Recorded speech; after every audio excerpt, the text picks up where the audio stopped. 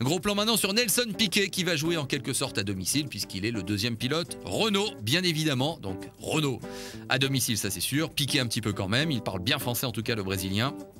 Né le 25 juillet 1985, il a donc encore 22 ans pour quelques semaines. Et on l'attend un petit peu au tournant, hein. Vous n'ignorez certainement pas sa situation un petit peu difficile depuis le début de l'année.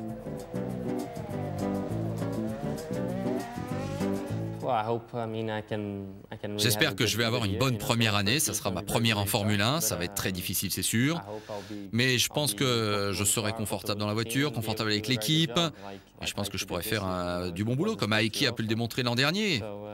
Non, je suis vraiment très impatient et j'ai attendu ça très longtemps. Je serai au rendez-vous. Voilà, ça c'était les déclarations d'avant-saison. Le président Lula, qui est un fan, en tout cas qui a montré son support à Nelson Piquet Jr., avec Carlos Ghosn bien sûr. Il y a quelques racines brésiliennes sur cette photo, c'est incontestable.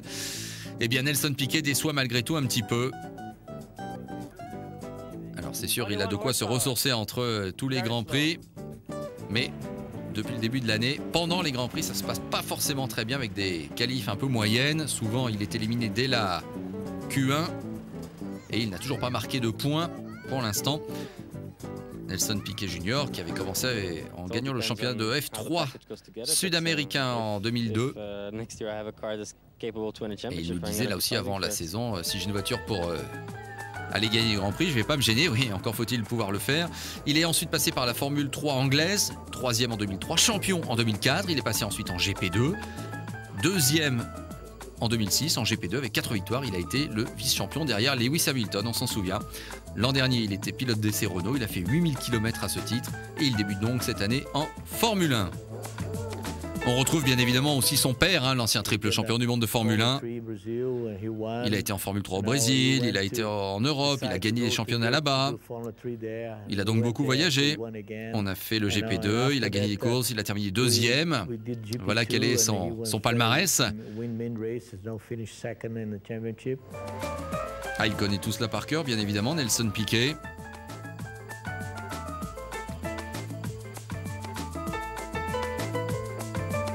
Maintenant, c'est une chose que d'avoir fait toutes les formules de promotion et de briller véritablement en Formule 1. Ah, il a un bon coup de volant, Nelson Piquet, personne ne va le nier, mais est-ce que son investissement en Formule 1, son engagement suffiront pour réussir à se distinguer en Formule 1? Il a plus de coupes que moi, il a fait beaucoup plus de kilomètres à son âge que j'en avais fait au mien. Ça, on veut bien le croire. Maintenant, aura-t-il la même réussite que son père? Ça n'est pas forcément évident. Alors, il y a quelques rumeurs qui bruissent dans le paddock de la Formule 1, comme quoi on songe déjà à un remplacement de Nelson Piquet. C'est sûr qu'à Magny-Cours, a priori, il devrait quand même jouer sur un terrain qui lui serait favorable.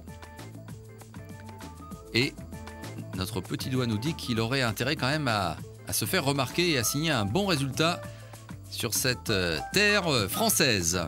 Ouais, vous savez, la forme physique entre les Grands Prix, ce serait important. Il faut vraiment s'entraîner. C'est bien mieux que de regarder la télé assis tous les jours. Voilà donc un homme à suivre pendant la course, Nelson Piquet Jr. Aura-t-il ce petit brin de réussite également qui lui ferait beaucoup de bien? Réponse dimanche prochain à partir de 14 h.